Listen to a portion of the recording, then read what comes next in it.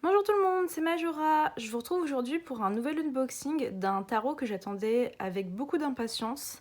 Il s'agit du Specious Tarot. Il faut savoir que j'ai eu quelques petits accrochages, on va dire, durant l'envoi. Parce qu'en fait, à un moment donné, mon colis s'est retrouvé à Singapour. Il était à Paris. Et puis, le jour d'après, il s'est retrouvé à Singapour.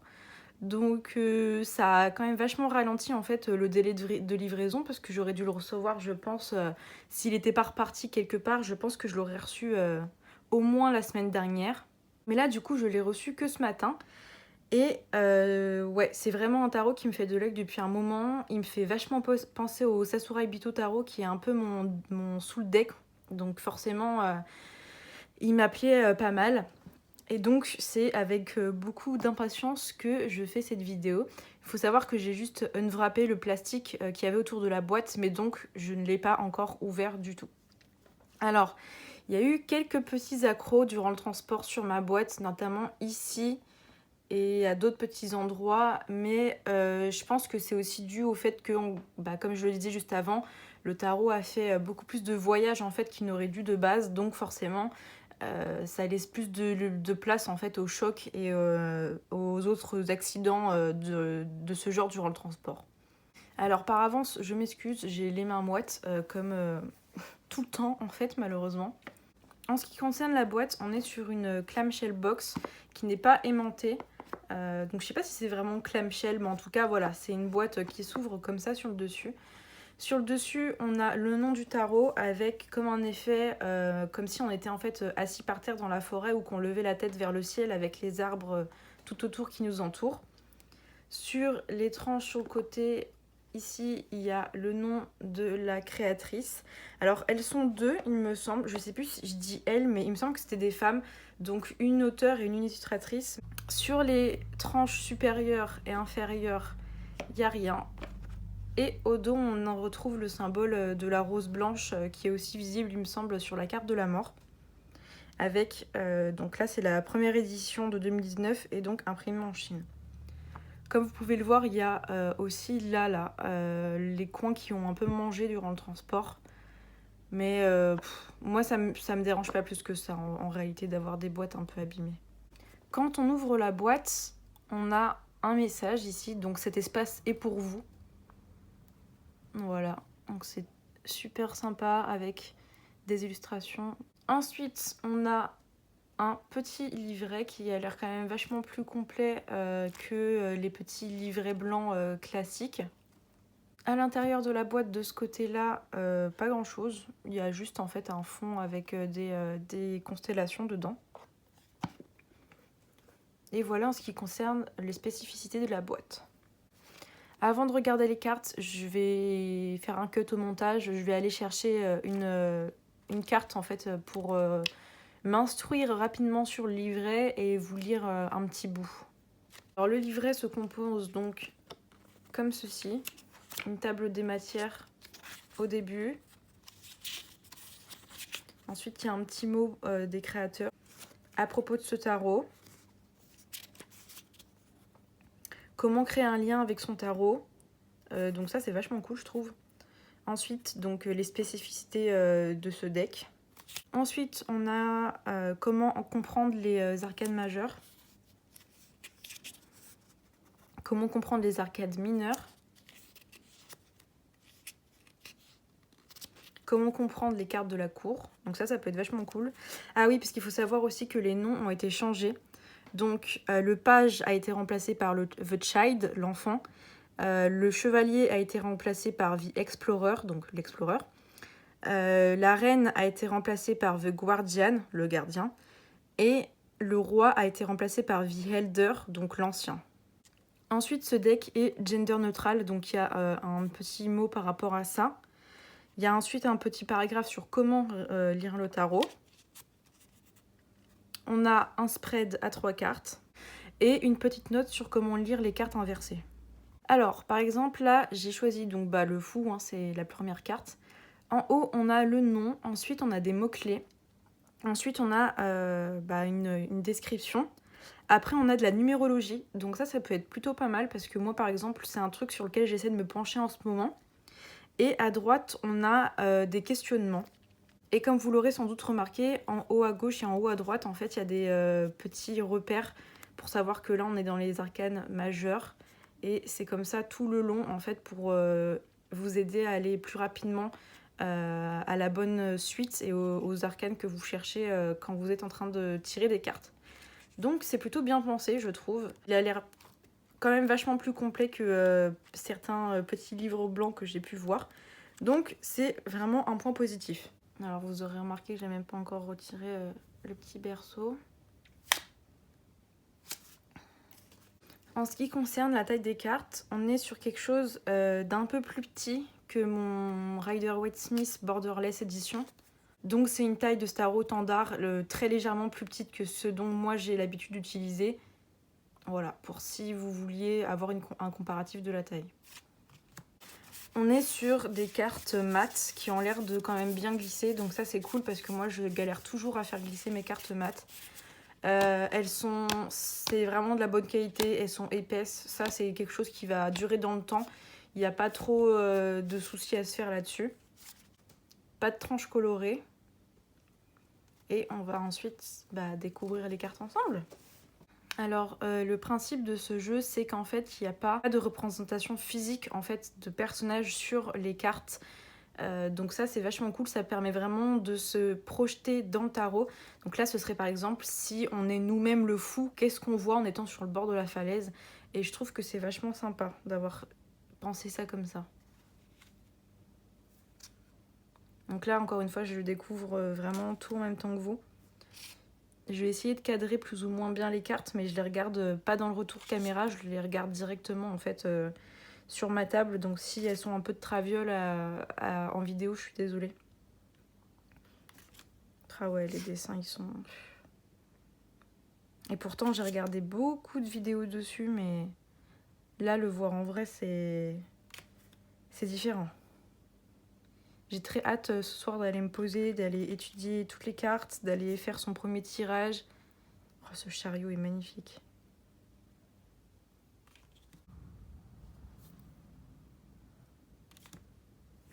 Oh là là, cette ermite. Je suis dégoûtée, je savais pas qu'à la base, en fait, il avait été financé via Kickstarter. Et ceux qui avaient backé le deck ont reçu un sticker de la carte de l'ermite. Et waouh, franchement, j'aurais adoré avoir le sticker parce que la carte, elle est magnifique. Puis ce que j'aime beaucoup aussi, là, c'est l'utilisation des couleurs complémentaires, le jaune et le violet, comme ça. Ça donne tout de suite une ambiance beaucoup plus apaisante. Enfin, oh, j'adore cette carte.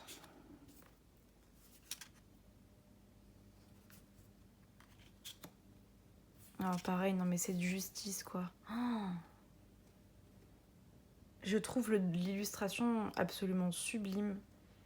Et pareil, le sens de la carte c'est très simple à comprendre. La justice et la répercussion de chacun de nos actes qui font onduler l'eau. Ah c'est... J'adore. Je sais qu'il y a beaucoup de gens qui aiment beaucoup ce pendu. Moi je l'aime bien mais je le trouve pas non plus transcendant quoi. Après c'est une jolie carte hein, mais voilà, c'est pas ma préférée. Par contre, cette mort, elle est sublime aussi. Puis en plus, on passe de couleurs qui étaient vachement dans le bleu, dans le sombre, à quelque chose de beaucoup plus clair. Et ça peut être pas mal quand il y a des gens qui peuvent avoir peur en fait de la carte de la mort dans le tarot.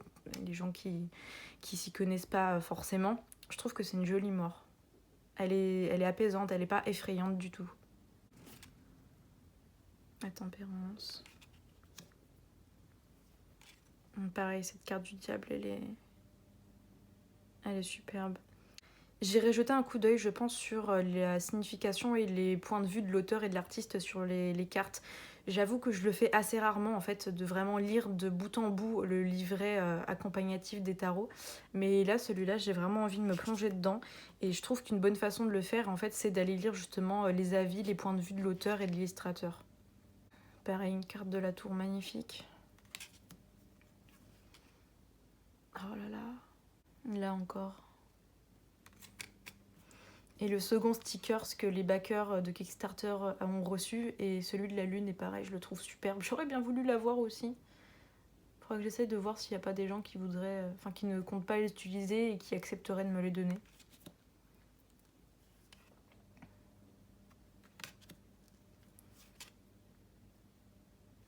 Je vais essayer d'aller un tout petit peu plus vite parce que sinon la vidéo elle va encore durer longtemps. Puis après c'est moi qui dois faire le montage derrière, donc c'est encore plus long aussi. Donc on a fini les majeurs et on entre dans la suite de pentacles.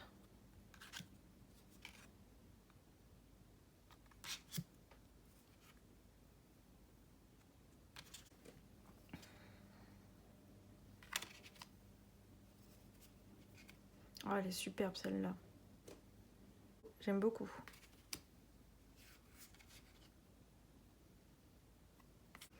Pareil, ça c'est vraiment un jeu, s'il vous attire, foncez parce que je pense qu'il est très rapidement en rupture de stock. Donc ne perdez pas une seconde. Alors encore une fois, c'est un deck auto-publié, donc forcément le prix il suit. Donc on n'est pas sur du 30 €, hein, ça va être beaucoup plus cher, notamment avec les frais de port. Personnellement, je l'ai commandé directement sur le site de l'auteur. J'ai pas eu de frais de douane, mais si vraiment vous avez peur pour les frais de douane, je vous conseille de commander sur The Little Red Tarot. Je vous mettrai le lien si vous voulez en description. Il y a énormément de decks auto-publiés. Et puis bah voilà, vu qu'ils sont basés en fait en Angleterre, ça évite de se prendre des frais de douane. Par contre, chose à savoir, quand vous commandez en fait sur Little Red Tarot, étant donné que c'est un site indépendant, forcément les decks sont 4-5 € plus cher que sur les sites des auteurs en fait, parce qu'ils se prennent tout simplement une marge pour pouvoir vivre, ce qui est normal. Donc c'est à vous de voir, est-ce que vous préférez payer 4-5 € à un deck en plus en vous assurant que normalement il n'y a pas de frais de douane, ou est-ce que vous préférez ne pas payer en plus et potentiellement avoir le risque de frais de douane. Pour l'instant, et je croise fort les doigts, j'ai pas encore eu une seule fois de frais de douane sur les decks que j'ai commandés en ligne et notamment aux États-Unis. Donc c'est plutôt cool. J'espère que ça va continuer comme ça parce que quand un deck vaut 80 €, c'est pas 10 € de frais de douane, hein. On est plus sur du 30-40 40 € de frais de douane avec leur histoire de création de dossier machin. Voilà, en tout cas il existe des revendeurs en Europe. Bon, maintenant ils vont plus faire partie de l'Europe, donc j'espère que ça ne va pas changer au niveau de la douane parce que ça ce serait aussi un petit peu emmerdant je pense. Mais voilà, en tout cas, n'hésitez pas à aller faire un tour sur cette boutique. Il y a de fortes chances que s'il y a un deck qui vous est tapé dans l'œil, il soit disponible dessus, pardon. Donc je voulais quand même vous le mentionner parce que moi c'est un site que j'utilise beaucoup. Donc je parle, mais donc on était aux épées, à la suite d'épées. Donc là, je vais en profiter pour vous montrer. Donc ça, du coup, c'est le page qui a été remplacé par l'enfant.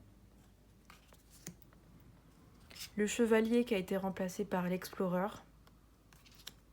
La reine remplacée par le gardien.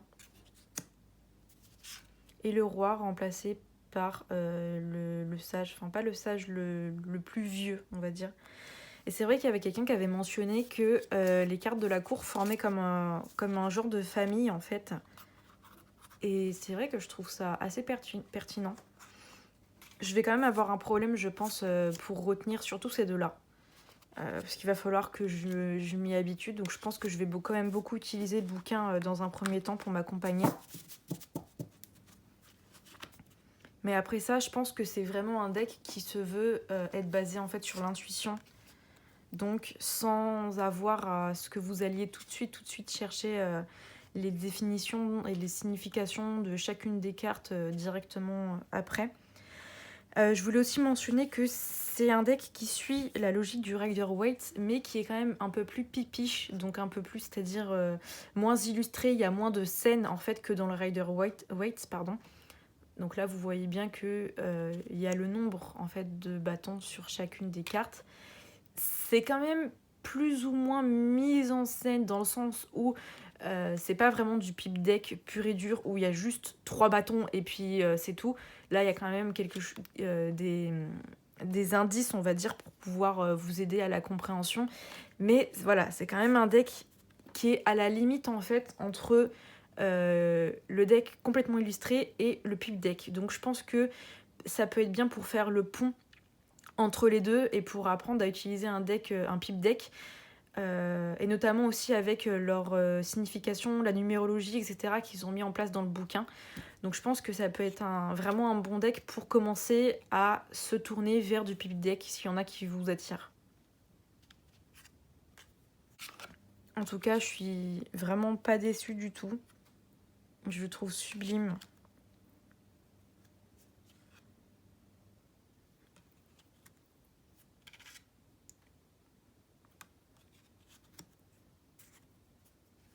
Ouais, les cartes sont vraiment magnifiques. J'adore en plus les couleurs. Ah ouais, j'adore ce qu'ils ont fait ce qu'elles ont fait pour la suite de bâtons. C'est des petites salamandres. Trop mignonne. Oh, j'adore celle-là. C'est adorable. Mais ma suite préférée, c'est celle de coupe, de façon générale et dans ce tarot aussi. Vous allez comprendre pourquoi juste après. Oh, celle-ci, elle est juste trop belle. J'adore. C'est vraiment superbe. Et donc, la suite de coupe.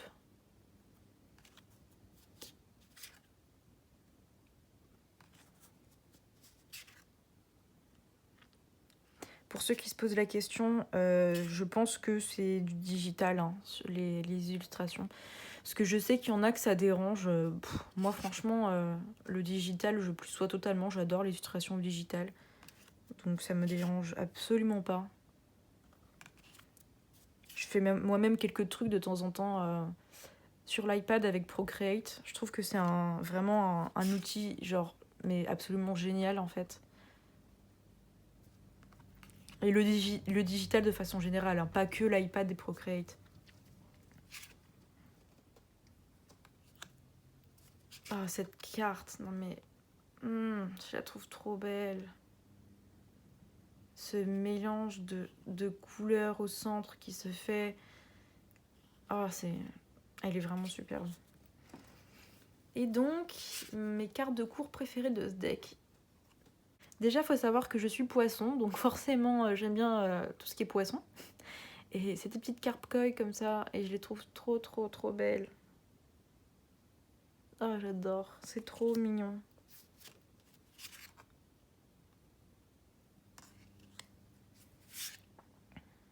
Franchement, j'adore ces cartes de cours. Après, il faut voir si elles me parleront aussi beaucoup en tirage, mais pour l'instant, je les trouve géniales. Voilà pour ce qui est des cartes. Je ne vais pas les mélanger, je suis désolée, il n'y aura pas de catastrophe aujourd'hui à ce niveau-là. Mais je vais les garder dans l'ordre en fait pour pouvoir aller noter mes observations et les mots-clés dans mon tarot journal. Donc c'est pour ça que pour l'instant je préfère les garder dans l'ordre. Enfin dans l'ordre, je vais quand même devoir les remettre parce que là vu que je les ai posés, enfin voilà, vous avez compris. Mais je vais quand même les garder plus ou moins dans l'ordre pour le moment. Qu'est-ce que j'ai à dire dessus ? Franchement, ça a vraiment l'air d'être un très bon outil pour développer tout ce qui va être le côté intuitif. Pendant très longtemps, j'ai utilisé le tarot en fait de façon mécanique, donc c'est-à-dire avec les significations que j'ai quasiment appris par cœur.